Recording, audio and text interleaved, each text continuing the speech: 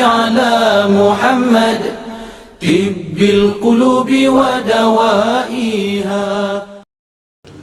الحمد لله والصلاة والسلام على رسول الله سيدنا وحبيبنا وشفينا مولانا محمد ابن عبد الله وعلى آله وأصحابه ومن والاه وعلى جميع أهل المعرفة بالله. أما بعد. Para jamaah sekalian, bapak-bapak, para hadirin jamaah Masjid Al-Amin, alhamdulillah melanjutkan kembali pelajaran kita daripada kitab Safinatun Najah. Kita ambil keterangannya Syekh Nawawi Al-Bantani, sarahnya yang bernama Kashifatus Saja. Masuk kita sudah masih mengenai bab aqaid atau bab min arkanil iman. Arkanul iman sittatun. Jadi kemarin Syekh Nawawi sudah memaparkan bahwa maratibul iman khamsatun. Derajat kedudukan iman seseorang itu ada 5 kedudukan. Yang pertama imanut taglid. Iman taglid, mungkin kita golongannya saya taglid nih. Kita ngikutin ulama-ulama yang udah pegang sambil pelajarin bagaimana tata tertibnya, bagaimana SOP-nya, bagaimana aturan mainnya. Dari ulama-ulama yang sudah dirangkum menurut akidah Ahlus Sunnah, kita ngekor ngintil. Tapi ngintilinnya bukan kagak tahu, ngintilin belajar. Ada lagi yang lebih dari itu, yang kedua imanu ilmin. Setelah dia mengikuti fondasi yang kita anut nih, akidah Ahlus Sunnah, dia pelajarin dari dimensi dalil dalam ilmu aqaid. Ada namanya dalil akli, ada namanya dalil nakli. Ketahuin. Jadi ketika dia paham Allah bersifat wujud, dalilnya mana? Allah Ta'ala paparkan dalam Al-Quran. Ya, tapi Allah Maha ada. Ya, di situ intelektual dia tuh bertambah dari berbagai fenomena yang Allah gambarkan dalam Al-Quran. Allah Maha ada, tapi kemahaadaan Allah nggak bisa disampaikan dengan panca indera manusia. Bahkan Nabi Musa ketika mengatakan ingin berjumpa dengan Allah di Bukit Tur Sina, dia baru lihat sinar cahaya dong, terus apa? Semamput fasaiqa, yang hanya berjumpa zat bidzat dengan Allah hanya baginda besar Nabi Muhammad. Makanya dari itu kagak ada yang bisa diceritain karena dimensinya di luar akal semua selain dari Rasul, kagak ada yang bisa nyampe. Dan lewat dari Sidratul Muntaha udah lagi bukan alam bukan tempat manifestasi dunia. Udah enggak terikat dengan ruang waktu, ruang tempat. Alam maha sucinya Allah subhanahu. Jadi nggak bisa. Kapan manusia bakal ngelihat? Nanti kalau kita Allah takdirin masuk ke dalam surga, wa ila rabbiha nadhirah. Ahli surga bakal mandang kepada Tuhannya, diizinkan oleh Allah subhanahu. Bagaimana mandang? Ntar aja kalau emang kita masuk surga, jangan dibahas sekarang. Mudah-mudahan masuk surga. Kalau kita tebak-tebak belum tentu benar, karena Allah maha suci. Nah, yang ketiga ilmanu ayanin, ma'rifatullah bi muraqabatil qalb. Nah, semua ini dari tadi awal terus sambil belajar imanu ilmin, mengenal Allah. Ini namanya ilmu untuk mengenal Allah. Namanya disebut ma'rifatullah. Standar 1 tuh tadi taglid. Tambah lagi belajar dia sampai nguasain dalilnya, namanya imanu ilmin. Yang ketiga, udah nih, orang ini udah dimensinya beda. Dari lewatin tahap 1, tahap 2, tapi pendalamannya dia dengan ruhaniyahnya, zauq, rasanya mendalami sampai orang ini benar-benar enggak terlintas bahwa dia selalu merasa bahwa bi muraqabatillah, dia dalam pengawasan Allah. Fala yagibu rabbu an khatirihi tarfata ain, sehingga tidak sedikit sekejap mata pun Di dalam dirinya Allah Ta'ala tidak terlihat, atau selalu dia merasa Allah selalu dalam perhatian Allah, tidak sekejap mata pun dia lalai atau lupa dari hal itu. Ini namanya muraqabah. Ini orang yang kalau kayak gini ini udah luar biasa nih. Ini udah tingkatannya udah beda nih, tingkatan 3. Ada lagi namanya imanu haqqin wa huwa yuratullah ta'ala biqalbihi. Nah, dia bukan lagi dia ngerasa dia diperhatiin, diwasin Allah, dia udah mampu menyaksikan kekuasaan Allah, menyaksikan maha sucinya Allah, bukan menyaksikan dengan mata, menyaksikan dengan ruhaniyahnya. Ini yang keempat, yang keempat. Yang kelima, imanu haqiqah. Nah, imanu haqiqah udah mentok, istidrak. Apa itu? Wahwal fana billah wasyukur bihubbih. Orang yang udah tenggelam dalam cintanya kepada Allah. Nah, orang kayak gini kasus-kasusnya jarang. Kasusnya kalau sampai orang mengalami ini bisa menyesatkan orang yang nggak paham. Sebab bagi dia semua penampilan Allah udah, tampilan zat Allah yang maha suci. Kita yang ngelihat tiang, seperti saya kasih kabar, tiang ini tiang. Tapi kalau kita lihat dari hakikatnya, tiang ini adalah hasil produksi Allah. Dalam tiang ini ada apa? Dibikin dari pasir. Ada manusia yang bisa bikin pasir sebutir aja, semen, batu bata. Tanda kekuasaan siapa? Allah. Ini manifestasi Allah. Tapi kita ini bicara masalah kata, tapi ini udah bener. Bukan berarti di situ ada Allah, bukan. Udah tenggelam udah Allah. Sampai dia pun ditanya, Anda siapa? Aku adalah Allah. Ini terjadi sama Hallaj, Abulung, sama Ibnu Arabi. Di Jawa ada namanya Siti Jenar. Nah, ini bukan ada pelajarannya, ini nggak pakai pelajaran. Emang ini orang udah mentok. Hingga kasusnya orang ini harus dieksekusi. Ibnu Arabi dieksekusi, Hallaj dieksekusi, Abulung di Kalimantan dieksekusi, di Aceh Hamzah Pansuri dieksekusi. Bahkan di Jawa dengan rapat wali Songo dia eksekusi yang namanya Syekh Siti Jenar atau Syekh Lemah Abang. Ya, ada orang yang tenggelam tapi nggak apa bahaya. Sebagaimana Al-Imam Abu Bakar, datoknya anaknya Imam Abu Bakar, anaknya Sayyidina Abdurrahman As-Saggaf yang panggil dijulukin Sakron.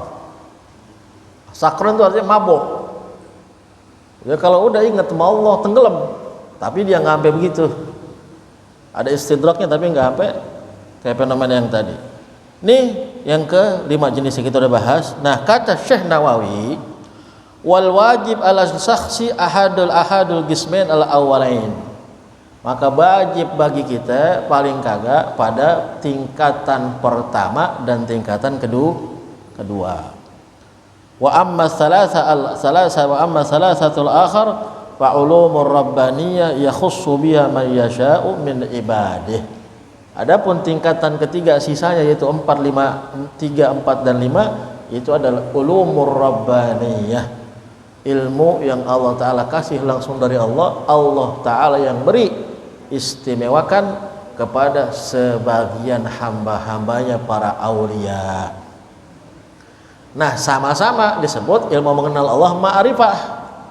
Tapi ma'rifahnya kita berbeda dengan ma'rifahnya paham gak tuh? Karena tingkatan martabatnya udah beda secara keimanan.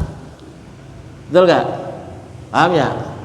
Nah, makanya disinilah kita secara teori itulah ma'rifat artinya mengenal Allah sama. Tapi yang jadi masalah bedanya ma'rifat kita orang yang awam dan orang yang istimewa di hadapan Allah, karena maratibil imannya sudah berbeda. Kedudukan kekuatan imannya antara si awam sama si wali ini berbeda.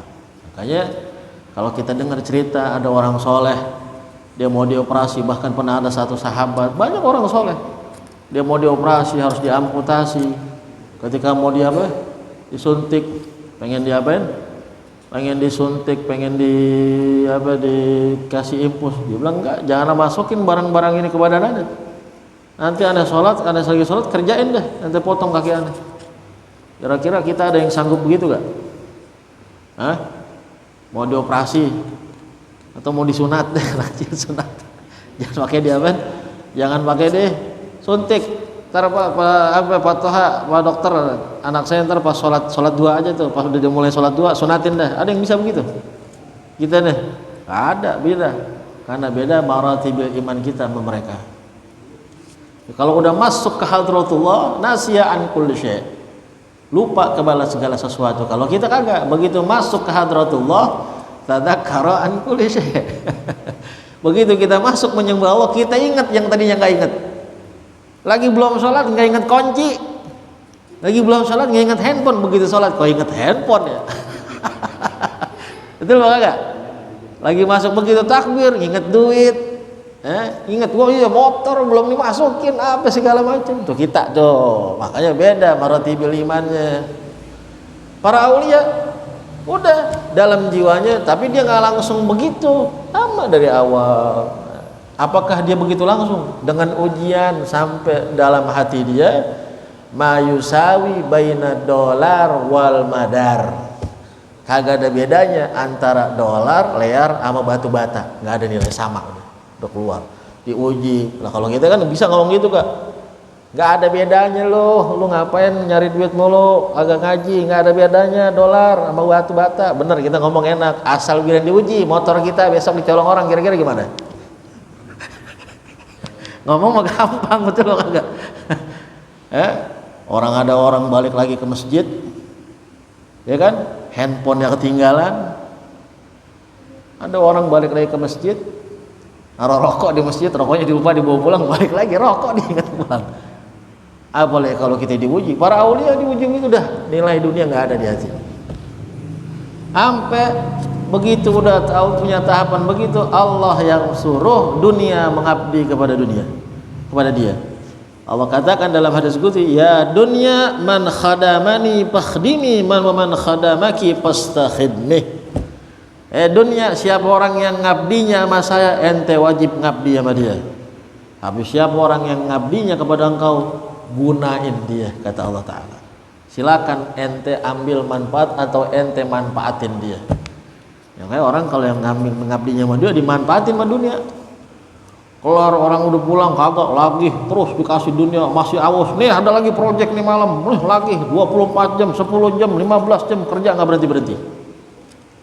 Capean, nyari hiburannya di diskotik, klub malam segala macam. Dunia dikasih dibudakin sama dunia, karena dia khidmatnya ngabdinya sama dunia. Tapi gitu orang yang udah ngabdi sama Allah, Allah perintahkan kepada dunia, fakhdimi, ente ngabdi sama dia. Makanya jangan heran kalau para aulia begitu luar biasa rezekinya, tapi nggak ada nilainya di hatinya dia, yang ngalir aja dia. Allah perintahkan dunia ngabdi kepada dia. Kalau kita kan belum kayak gitu, betul gak?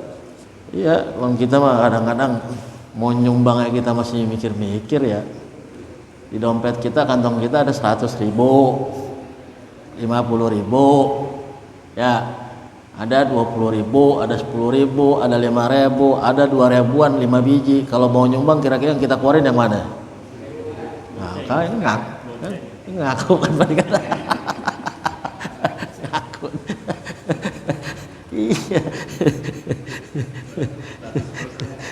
Ya kita kan kalau kita masih mikir-mikir, betul gak? Iya. Sayang kalau 50.000 sayang lah. Ini aja 2.000 nih ngebuangnya ke ringan katanya. Tangan juga ikhlas kalau ngebuang 2.000. Itu kita ya. Nah ini kata Syekh Nawawi, adapun yang ketiga, 4, kelima itu ulumur rabbaniyah. Jadi orang itu mau jadi ma'rifat yang para wali itu enggak gaya-gayaan, sok-sokan, sok aksi atau seketika berubah. Kalau itu kalau emang dia diberi sama Allah, dia jadi. Martabat imannya naik, bukan seketika langsung ada bicara ma'rifatullah, gue pengen jadi wali nggak keluar-keluar. Biar dibilang ma'rifatullah, nggak keluar sehari 2 hari, mulai ada tuh daringannya kosong. Duitnya habis, berantem sama bininya. Begitu seminggu nggak keluar-keluar, alasannya kholwat, bosan juga. Orang nggak ada yang tahu, gue main handphone aja, nggak ada yang lihat, main handphone, betah. Begitu mau makan kata bininya, nggak ada bang nasi, beras habis, nggak ada belanjaan, abang nggak kerja seminggu. Lu cari kayak ma'rifat apaan begitu, kholwat apaan. Tahu-tahu di dalam rumahnya gaduh, bukannya kholwat, betul nggak? Masih berantem urusan namanya hanuan kalau gini, sok-sokan doang, nggak beneran. Luar aulia bener. Maka itu katanya ya khussu biha may yasha'u min ibadih. Itu ilmu khusus emang diberikan Allah kepada sebagian hambanya. Kalau siapapun dari kita, entah siapa, entah Bang Imron umpamanya takdirin jadi wali, yang mau do pilih. Hakikatnya Allah pilih apa kagak? Kan nggak macam dipilih, proses dulu siapapun. Semua nabi itu udah dipilih sama Allah jadi nabi, tapi bakalan disiapin dulu prosesnya dari kecilnya sebelum masa kenabian. Sebagaimana kita tahu bagaimana kisahnya Nabi besar Muhammad SAW, paling afdalnya manusia. Sebab Nabi Allah ciptakan dunia dan isinya. Nur yang pertama kali diciptakan nurnya Nabi Muhammad dari nurnya Allah Ta'ala. Udah pilihan Allah, tapi dari kecilnya Allah siapin juga secara ikhtiar Rabbaniyahnya. Ada peristiwa sakus sodar kemarin kita bahas di rumah Halimah Sadiah, masa 4 tahun dirawat, dibelek dadanya, dan masa sebelum menerima wahyu, dan masa sebelum perjalanan Isra dan bersihin kadang menerima beban yang besar, padahal tidak ada kotoran di dalam hatinya Nabi besar Muhammad SAW. Betul apa enggak? Disiapin wadahnya. Allah yang punya urusan. Kalau udah dipilih jadi. Ya, kita yang mau bergaya-gaya mau jadi wali, kalau emang bukan dipilih jadi wali. Oh, wali fotonya begitu tuh. Pakai sorban gede. Oh, berarti gua pakai sorban aja dah jadi wali. Coba ada pakai sorban kalau jadi wali. Kurang gede pakai hordeng dibubut-bubut. Wah. Jadi bilang wali. Emang pakaian doang wali, betul enggak? Mentang-mentang foto wali itu gua pakai imamah. Mungkin begini nih kali gue jadi wali. Lah kalau kagak jadi wali mah, kurang gede kali. Tambahin apaan? Ban Vespa. Kagak juga. Bukan kayak gitu niru-niru. Itu pilihan sudah dipilih Allah Subhanahu wa Ta'ala. Sehingga yang pertama rukun iman antu'mina billah, kalian mengimani kepada Allah. Bi anta tagid annal tafdil, bi anta tagid ala tafsil anna Allah Ta'ala mawjudun qadimun bagi mukhalifun lil hawadis mustaghni an kulli syai'. Yaitu dengan kalian beriktikad, kata Syekh Nawawi ini menurut versi Ahlu Sunnah, kalian beriktikad secara tafsil mendetail bahwa Allah Ta'ala bersifat mawjud, ada, qadimun maha terdahulu, baqi baqo kekal, ya mukhalifun lil hawadis, berbeda dengan makhluk, mustaghni an kulli syai', enggak butuh sama selain dirinya, wahidun maha tunggal, qadirun maha kuasa, muridun maha berkehendak, alimun maha mengetahui, hayyun maha hidup, sami'un maha mendengar, basirun maha melihat, mutakallimun maha berbicara, maksudnya berfirman. Wa alal ijmal anna lillah kamalatin la tantahi, dan secara ijmal, secara global Allah Ta'ala memiliki kesempurnaan yang tidak berujung. Paling enggak kayak gitu, maha sempurna, mustahil ada nagais kekurangan pada Allah Ta'ala. Tapi kita kudu ngaji, paling tidak tahu secara tafsil sifat yang wajib bagi Allah, seperti udah kita pernah bahas sebelum ini kitab sifat 20 ya. Wa alam, ketahuilah annal mawjudat bil istibinisba lil istighna anil mahal wal mukhassas wa adamu arba'atun. Kata Syekh Nawawi, ini undang-undang ahli sunnah ya, ketahuilah annal mawjudat, keadaan sesuatu, keadaan sesuatu binisbah lil istighna anil mahal, ditinjau dengan perkara butuh dan tidak butuhnya dengan tempat ini wadah, kondisi, situasi, itu namanya mahal. Wal mukhassas atau terkhususkan, wa adamu atau tidak butuhnya, ditinjau dari segitu, arba'atun menjadi terbagi 4 poin. Yang pertama, al awal ma la yaftagir lahuma ma'an, yaitu yang maha ada tidak butuh kepada kondisi, tempat, waktu. Wal mukhassas, mukhassas itu terkhususkan pada tempat itu sama. Itu yang pertama, nggak butuh pada itu. Apa itu? Allah, zatnya Allah subhanahu wa ta'ala. Maka kita nggak boleh bilang Allah ada di atas. Berarti kalau Allah bilang di atas itu bicara tempat, kondisi, mahaliyah, dimensi tempat, jihad, arah, atas, bawah, kanan, kiri. Itu sifat makhluk. Kalau kita bilang kita lagi di kanan, berarti kita nggak ada di kiri. Kalau kita bilang kita lagi di depan, berarti kita nggak ada di belakang. Itu sifat makhluk. Yahtaju anil mahal, butuh kepada tempat, butuh kepada arah. Paham nggak? Lalu di mana Allah? Itu orang dulu mungkin kiasan. Tapi kalau udah ngaji jangan bilang Allah di atas, bahaya. Kita bilang di mana Allah? Allah maha suci. Tempat di mana Allah? Tempat yang maha suci. Lalu kenapa doa ke langit? Ke langit ini bukan Allah di langit, tapi kiblatnya doa. Karena dikatakan lau amanu ahlal qura wattaqau la fatahna alaihim barakatun minas sama'i wal ard. Allah bakal bukakan keberkahan, pintu keberkahan dari langit dan bumi. Termasuk pintu keberkahan itu adalah turunnya dari langit. Makanya jihad atau kiblatnya da'in, orang yang berdoa ke langit. Kiblatnya musallin ke Ka'bah. Kiblatnya orang sholat ke arah Ka'bah. Kiblatnya orang yang berdoa ke langit. Angkat tangan tuh, kita angkat tangan kan. Rahmat turun dari mana? Di atas langit. Bukan Allah ada di langit. Wa huwa zatullah asani aksuhu wa huwa sifatul hawadits.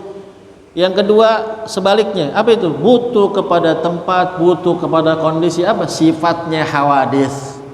Apa itu hawadits? Hawadits itu artinya yang baru. Yang baru itu apa? Makhluk. Sebab makhluk sebelum Allah ciptakan belum ada. Baru tumben ada, baru ada setelah Allah ciptain. Makanya disebut hawadits.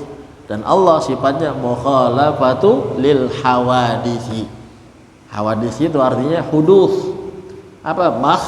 Makhluk, langit, bumi, isi langit, isi bumi, manusia, hewan, tumbuhan, laut, air, udara, itu hadis semua, hawadis. Allah ciptakan, sebelumnya ada diciptakan, ada gak? Gak ada. Gak ada, itu sebut hawadis. Butuh tempat tuh, butuh arah. Langit adanya di atas, betul gak? Bumi, tanah di bawah. Kita berkaitan sama jihad, sama tempat. Itu lawanan jadi tadi ya, yang kedua ini butuh kepada tempat dan butuh kepada mukhassas, eksklusif tempat, kondisi. Asalis ma yagumu bimahali dunal mukhassas, yaitu yang berdiri kepada tempat, kepada mahal kondisi, dunal mukhassas, tanpa kekhususan, yaitu sifatul bari, sifatnya Allah subhanahu wa ta'ala. Zatnya Allah itu maha suci, ada baqi, qadimun, maha awal, dari segala sesuatu belum ada. Dan ada sifat-sifat yang ada sama Allah melekat pada zatnya yang maha suci. Sifat wujud, idam, baqa, mukhalafatul hawadisi, qiyamuhu binafsihi, wahdaniyah, qudrah, iradat. Kapan kita katakan Allah bersifat wujud bagi kita? Kapan kita katakan Allah bersifat kidam? Kita buat meyakini. Sekarang kita lagi di dunia nih, kita beriman kepada Allah, betul gak? Tapi zatnya itu kaitannya buat timbal baliknya ke kita nih, si mukmin, orang yang mengimani Allah subhanahu wa ta'ala. Detailnya itu belakangan dah, ilmu aqaid namanya. Ar-rabi sebaliknya, wa huwa zatul makhlukin. Yang keempat sebaliknya, itu zatnya para makhluk. Zatnya para makhluk itu butuh kepada mukhassas dunal mahal. Itu detail yang ntar kita bahas di dalam ilmu aqaid. Saya juga takut kalau salah jelasin itu. Dikatakan faedah, Man taraka arba'a kalimatin kamula imanuh, kata Syekh Nawawi. Diambil nukil dari kalam ulama, siapa orang yang menyikapi Allah dengan tanpa meninggalkan 4 perkataan, 4 pertanyaan kepada Allah, dia nggak ada terlintas dalam dirinya, diukurkan itu kepada Allah, kamula imanuh, sempurna imannya. Apa 4 kalimat itu? Aina, di mana, kaifa, bagaimana, mata, kapan, wakam, berapa. Kalau dalam hati kita nggak pernah mikir Allah, di mana Allah, bagaimana Allah, kapan Allah adanya, kapan Allah munculnya, kam, berapa jumlahnya. Kalau kita nggak ada di dalam hati kita terlintas kalimat itu diukur kepada Allah, mudah-mudahan kamula imanuh, sempurna imannya. Kenapa? Karena kalau kalimat itu dilontarkan kepada Allah, sama aja kita mengklaim atau kita mengkondisikan Allah sebagai makhluk. Allah bagaimana ya? Itu bicara zat. Kalau bicara bagaimana berarti kita minta ciri-ciri zatnya. Aina, di mana Allah ya? Betul gak? Makanya kalau kita bilang Allah itu ada di langit, kalau bicara kias, ilmu kias biar maksudnya maha tinggi, kalau menurut ulama jauh. Jangan jauh-jauh kalau bicara kias. Allah mungkin ada dekat, bahkan Allah bilang Allah wa aqrab ilaihi min hablil warid. Allah lebih dekat sama siamat ketimbang urat nadinya sendiri. Sampai ketika ditanya sama Allah Ta'ala, idza sa'alaka ibadi anni, kalau nanti semua manusia, umat Islam, umat mau bertanya kepada kau tentang aku, fa inni qaribun, aku ini sangatlah dekat. Ujibu da'wata da'i idza da'an falyastajibuli, kata Allah aku mengijabah orang yang memohon kepadaku. Kalau kita artikan kias, Allah di mana? Ya dekat bagi orang yang beriman, di hati. Jangan pakai langit-langit lagi. Kan Allah udah bilang, agrab ilaihi min hablil warid. Tapi kalau bicara zatnya di mana, jangan sekali-kali. Kalau bicara kias, Allah harus ada dalam jiwa kita. Betul gak? Maka dari itu ketika kita bermaksiat, kita pasti jiwa kita kilangin dulu, nggak ingat Allah. Nggak mungkin di dalam satu waktu seseorang meyakini, mengingat dalam hatinya ada Allah, Allah Ta'ala maha mandang dia, Allah maha melihat dia, maha melihat dia, seketika juga dia melanggar Allah, nggak mungkin. Maka dari itu dikatakan nama Rasul, la yazni zani hina yazni illa wa huwa mu'min. Tidaklah mungkin orang yang berzina ketika berzina, tidaklah mungkin dia beriman kepada Allah. Pasti ketika dia bermaksiat, dia buang dulu rasa itu dari dirinya. Kalau perlu istilah kata nih, dia nggak ingat Allah dulu deh. Betul gak? Sebab ketika dia mengimani Allah maha tahu dimanapun dia, Allah maha tahu di kapan dia, dan orang bermaksiat, mau zina, mau mencuri, pasti kan ngumpet-ngumpet. Dalam hadis yang lain, la yasriku sarik hina yasriq illa wa huwa mu'min. Nggak mungkin juga orang yang mencuri ketika mencuri dia beriman kepada Allah. Dia mungkin kita nggak mau ketahuan manusia, nggak mungkin ngelakuin maling di tengah-tengah orang ramai. Pasti kan diciri cek dulu kapan sepinya, ya kan? Biar nggak ketahuan kan gitu kan? Dan kalau dia yakin Allah manusia nggak ngelihat, dia berzina ngumpet di hotel atau di mana, atau di kebun atau di mana, di hutan misalkan, nggak ngelihat manusia, Allah maha ngelihat. Kalau dia yakin ada Allah tetap di dalam hatinya, maka dia paksa, dia pilih, dia tetap pengen maksiat, otomatis dilepas dulu Allah dari dirinya. Maka dari itu dikatakan tidaklah mungkin dia beriman ketika dia bermaksiat kepada Allah. Itu kata Rasul sallallahu alaihi wasallam. Kalau ada orang bertanya kepada engkau, aina Allah, di mana Allah? Wa jawabuhu laisa fi makanin. Di mana Allah? Maka jawabnya, Allah tidak tidak terikat dengan tempat. Udah cukup. Jawabannya tinggi itu kalam. Wala yamuru alaihi zaman, dan tidak melewati, terlintas dengan waktu. Wa in qala laka kaifallah, kalau dikatakan orang bertanya kepada engkau bagaimana Allah, faqul lahu laisa kamitslihi syai'un. Bagaimana Allah katakan, jawab kepada dia, laisa kamitslihi syai'un, tidak ada seperti Allah apapun. Enggak bisa digambarin. Dan dalam Al-Qur'an, laisa kamitslihi syai'un wa huwas samiul basir. Wa in qala laka matallah, kalau dikatakan kapan Allah adanya, kapan Allah munculnya, kapan mulai adanya, faqul lahu, katakan kepada dia, awwalu bila ibtida wa akhiru bila intiha. Katakan kepada dia, Allah maha awal tanpa ada titik permulaan, Allah maha akhir tanpa ada titik penghabisan. Wa in qala laka faqail kamillah, kalau dikatakan orang bertanya kepada engkau, kamillah, berapa Allah? Faqul lahu wahidun la min jillatin. Allah maha tunggal bukan karena sedikit. Kalau sedikit itu hitungan ukuran kadar, 1, 2, 3. Kalau bicara jumlah, 1 ukuran paling apa? Bilangan paling jumlah, 1 ukuran paling apa? Paling dikit. Tapi kita bicara Allah 1 bukan bicara ukuran, bicara Allah maha tunggal. La min jillatin, sebagaimana dikatakan, qul huwallahu ahad. Allah maha tunggal. Ini yang pertama dalam masalah beriman kepada Allah. Jadi beriman kepada Allah, lagi kita kecil kita diajarin sama bapak kita, sama ibu kita, sama guru ngaji. Kita orang Islam, iman radina billahi rabban, aku rela, radina billahi rabban, Allah sebagai Tuhan. Ditanya sama orang, kamu agamanya apa? Islam. Tuhannya siapa? Allah. Siapa nabinya? Nabi Muhammad. Apa kita sucinya? Al-Quran. Tahu. Tapi begitu kita ngaji semakin ngori, kita harus tahu beriman kepada Allah bagaimana itu maksudnya.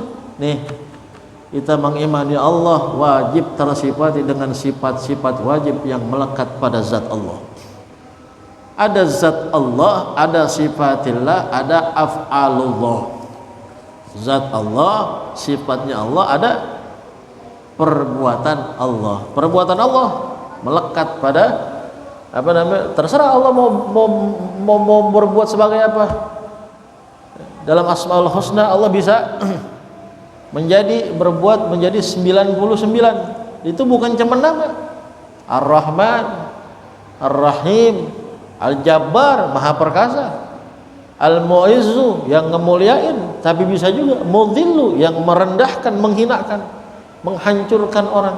Al-Qahhar, yang maha berkuasa. Tergantung.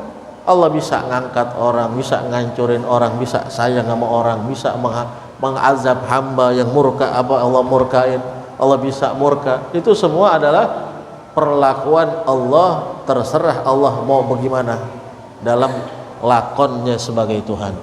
Tapi tetap lakonnya apa sebagai Tuhan, sebagai Allah Ta'ala, sebagai yang kita sembah, wajib tersifati dengan sifat wajibnya yang melekat pada zatnya yang maha suci. Inilah versi akidah Ahlus Sunnah wal Jamaah. Jadi jangan sampai, karena kita itu bakal menerima kejadian bukan cuman yang baik menurut kita, tapi kita juga bakal menerima kejadian dalam hidup kita yang kagak baik menurut kita.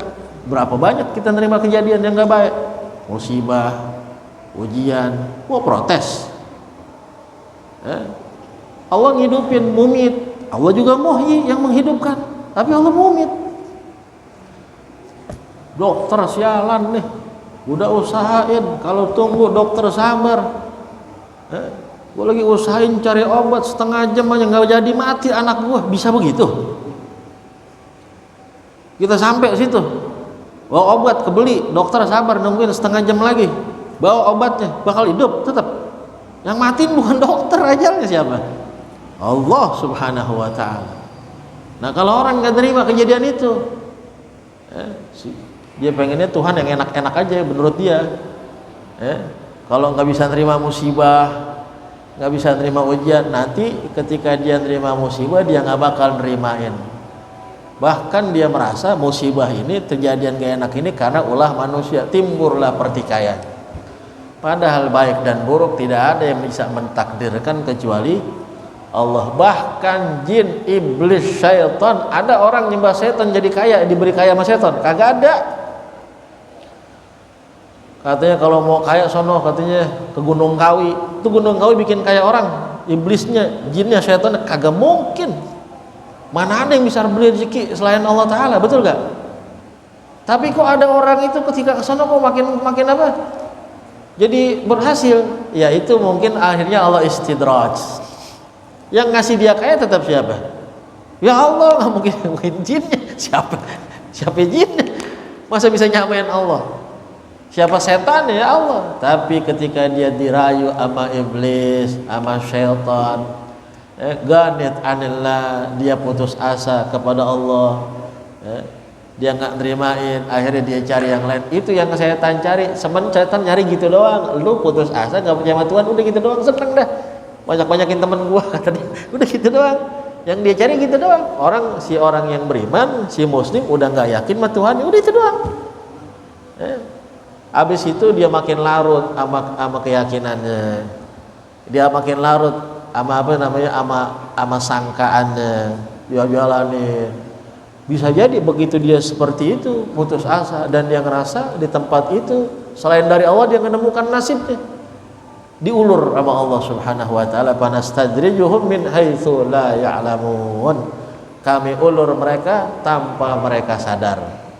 Sampai waktunya nggak ada yang luput dari genggaman Allah Subhanahu wa taala. Ini yang pertama, penjelasan antu'mina billah, beriman kepada Allah Subhanahu wa taala. Mudah-mudahan Allah menjadikan kita orang-orang yang benar-benar bisa beriman kepada Allah Subhanahu wa taala. Karena sekali lagi Bapak-bapak jamaah, emang berat. Allah bilang kan begitu. Alladzina qalu rabbunallah. Siapa orang yang mengklaim, berani berikrar Rabbunallah, Tuhanku adalah Allah. Nggak cukup berikrar, apalagi tsumastaqamu, kemudian istiqomah.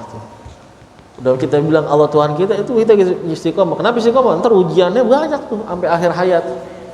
Apa yang dia tahan, orang soleh nggak geser, nggak mencong, tetap hatta mata alal iman, sampai dia pun meninggal dalam keadaan iman. Apa janjinya? Tatanazzala alaihimul malaikatu, turun malaikat kepada dia. Ini namanya orang saleh. Mata aulia, orang yang beriman seperti itu, sampai berhasil sukses. Dia jaga keimanan sampai akhir hayatnya. Salah satu doa yang bikin itu iblis syaitan kalang kabut, doa ketika kita minta husnul khatimah. Kalau kita minta husnul khatimah, Allah kabulin, syaitan nangis, jadi nangis darah. Kalau nih orang meninggal udah husnul khatimah, Allah kabulin, dia meninggal bakal husnul khatimah, percuma aja gua gangguin lagi. Percuma aja kerjaan gua gangguin, orang meninggal udah husnul khatimah, nangis darah tuh syaitan. Makanya kita jangan pernah ngerasa yakin bahwa kita, gua sih udah iman gua udah mantep, ngebakalan gua mau kegoda. Jangan ngerasa begitu. Sholat gua mah ahli sholat, ahli masjid. Setan jangan ngelihat gua, nyium wangi gua aja kabur. Waduh, sombong banget. Nggak tahu gimana kisahnya Barseso, gimana kisahnya Bal'am bin Ba'ura. Barseso siapa? Ulama, orang saleh, wali di zaman Bani Israel. Allah kasih Ismullahil A'zam, sampai diuji sama Allah Subhanahu wa taala. Hingga akhirnya dia diuji. Allah ada fitnah kepada dia, dituduh dia berzina. Barseso. Wali nih. Barseso.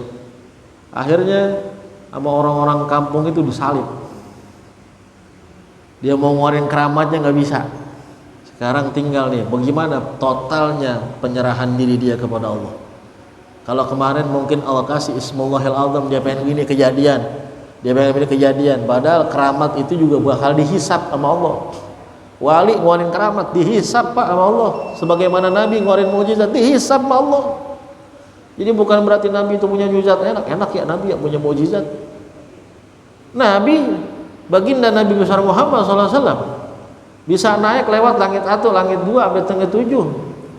Kalau bicara patokan zaman mukjizat, kalau perlu peristiwa hijrahnya Nabi, nggak perlu pakai peristiwa dramatis sampai sahabat begini luar biasa. Kalau perlu dibawa aja semuanya sama Rasulullah SAW.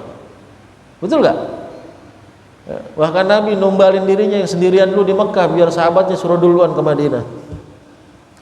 Tibang Mekah ke Madinah doang. Lah orang Mekah Masjidil Aqsa sampai lewat langit bisa. Ini ke Madinah. Kalau Rasul minta mukjizatnya kejadian bisa gak? Ya Allah seketika juga nih sekarang penduduk Mekah yang beriman pindahin ke Madinah, kejadian gak? Diizinin sama Allah Ta'ala. Rahasia iman bukan cuman begitu. Bukan orang beriman itu kayak keyakinan tukang sulap. Gak bisa. Keimanan itu kita kudu terima apa yang Allah takdirin, baik menurut kita dan buruk menurut kita itu ditakdirkan oleh Allah Subhanahu. Akhirnya Baraseso dia mau lepas dirinya dari ujian, bingung. Akhirnya datang satu orang dengan memakai jubah dan imamah, itu adalah iblis minal abalisah. Baraseso lupa. Kemarin Allah kasih Ismullahil A'zam. Kalau berdoa mustajab. Sekarang dia lupa. Sandaran dia harusnya Allah. Dia mohonnya kepada Allah. Tiba-tiba iblis datang. Ente mau nggak? Ane lepasin, ane bebasin dari situasi ente. Kalau ente mau, ente bebasin dari situasi ente. Setelah ente bebas, ente sujud kepada ane. Lupa dia. Kenapa dia? Dia wali minal aulia. Allah kasih keramat. Usia dia menunduk langsung sama Allah. Bagaimana Allah? Tiba-tiba ini sosok manusia datang, padahal iblis nawarin gitu, diiyain sama dia. Seketika itu orang tunjuk iketan yang nabar seso di situ. Buka. Kata kita gini dong nih. Buka. Kebuka, sampai lepas. Begitu lepas sujud bar seso. Pas sujud, pagat dana ajaluh, tiba ajalnya. Mata ala ghairi millah. Meninggal dalam keadaan menyembah iblis. Bar seso. Nabi Zakaria ngumpet di pohonan, dikejar-kejar, betul gak? Kejar-kejar datang iblis, pasukan raja yang ngejar. Ente mau tahu Zakaria ngumpet di mana? Tuh di pohon. Kita udah pernah bahas ya, dalam riwayat itu katanya kejadian kepada Zakaria, ada riwayat kejadian kepada Nabi Yahya, betul gak? Udah bahas dalam kemarin kitab, lupa dan nih. Akhirnya datang iblis. Kalau ente pengen tahu tuh Zakaria ngumpet dalam pohon, betul gak? Akhirnya iblis pasukannya bilang, ente ambil gaji, godot aja, ada dia di dalam, digodot, pas sampai lehernya teriak, aduh. Allah kirim malaikat, ya Zakaria, wa idza tasiha sayhatan tsaniyah, kalau engkau teriak sekali lagi merintih kesakitan, Allah Ta'ala bilang nama kamu akan dicoret dari daftar para nabinya Allah. Kenapa? Kesalahan Nabi Zakaria. Dikejarnya dia jangan ngumpetnya sama pohon, minta saran sama Allah, dia orang khusus.